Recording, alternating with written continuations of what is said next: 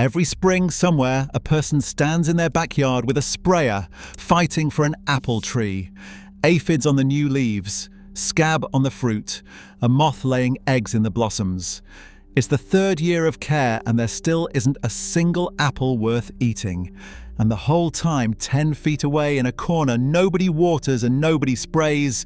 Another plant has been quietly feeding that same family for 40 years. It survives frost that kills everything around it. Bugs won't touch it. And it comes back, thicker, every single spring with no one lifting a finger. So here's the question almost no gardener asks.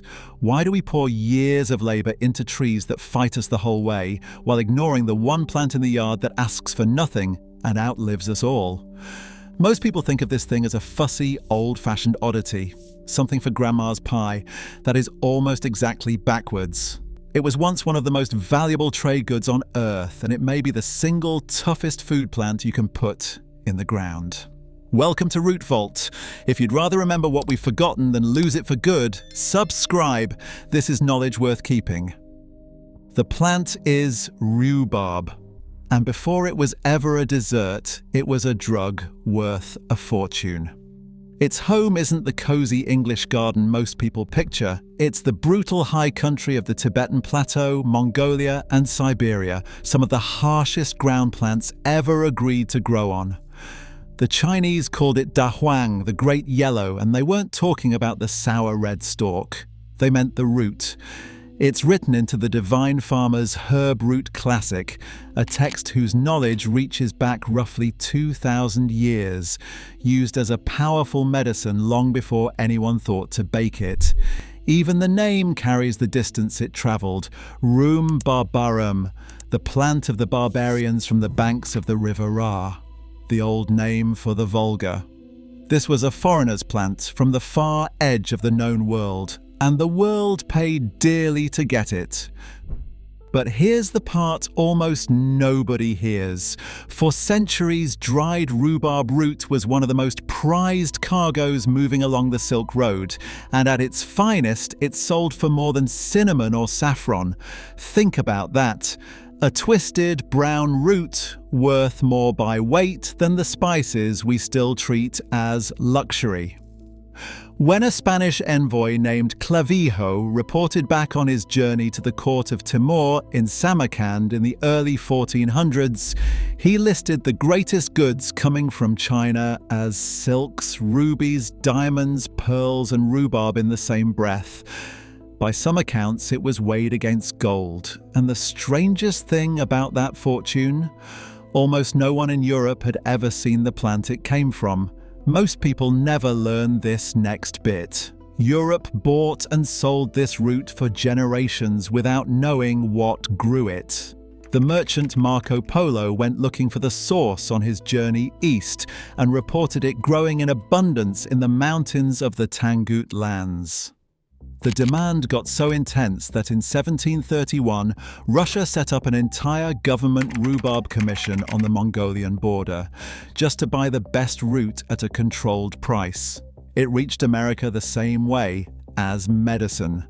Benjamin Franklin himself shipped rhubarb to the botanist John Bartram in 1771, and he was thinking of it as a remedy, not a PI. So how does a root that emperors' envoys ranked beside diamonds end up as the awkward stalk in the back of your fridge? Here's where the story leaves the medicine cabinet and lands on your plate. As sugar got cheap in the 1700s, someone finally sweetened those brutally sour stalks and stewed them, and rhubarb went from drug to dessert almost overnight. By the 1830s in America, it had a new nickname, the PIE plant. It became so beloved that strawberry rhubarb still ranks as one of the country's favorite pies, second only to apple. And that comparison is the whole point. Because an apple tree makes you wait years, prune it and spray it against a parade of pests and diseases just to get fruit. Rhubarb does none of that. Plant it once and it feeds you for decades and the bugs leave it completely alone. Which raises a question that sounds almost too good to be true. Why does nothing want to eat it? And here's the detail that changes everything.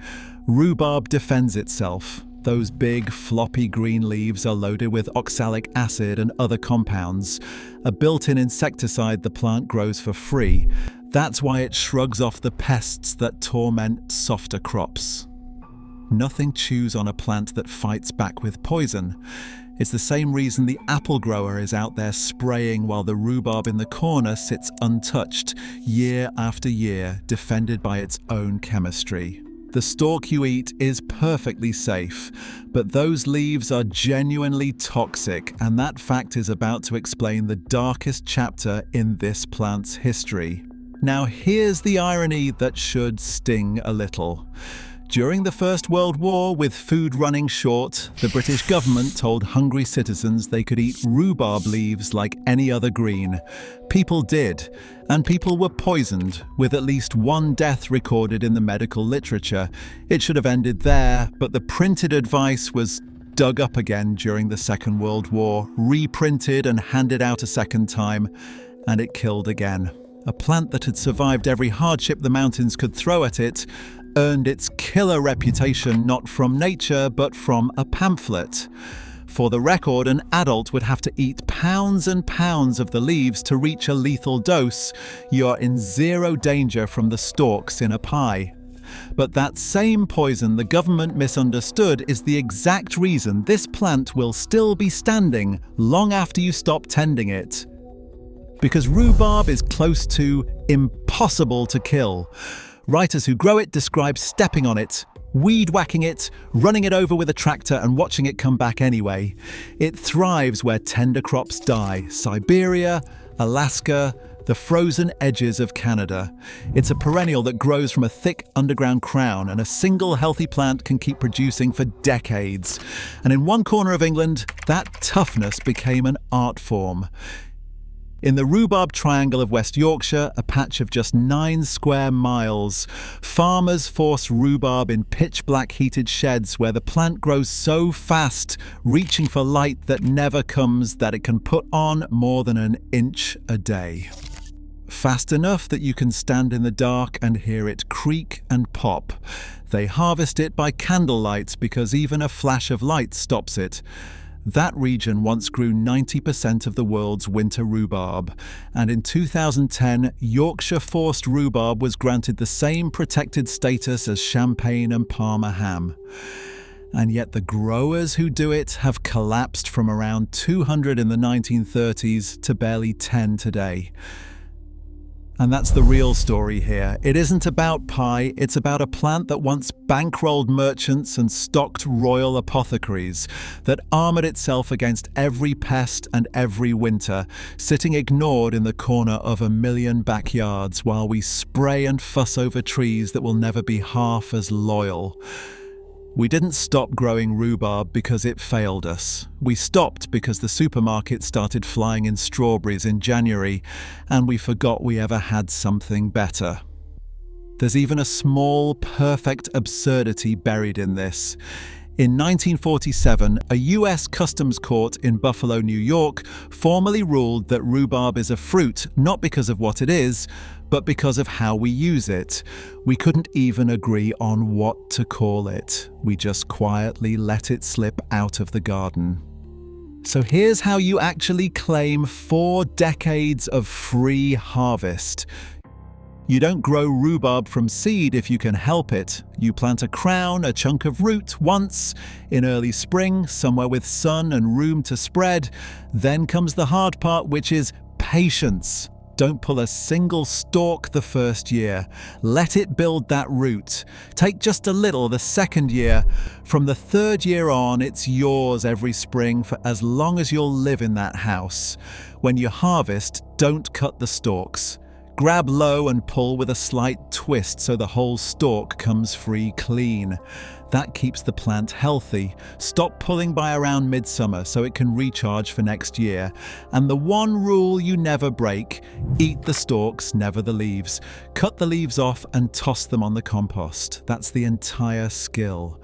One plant, one afternoon, and then decades of the tartest, most useful thing in the yard, with no spraying, no pests, and almost no work. So go back to that person with the sprayer, still fighting for a few apples. Now look past them to the corner nobody waters.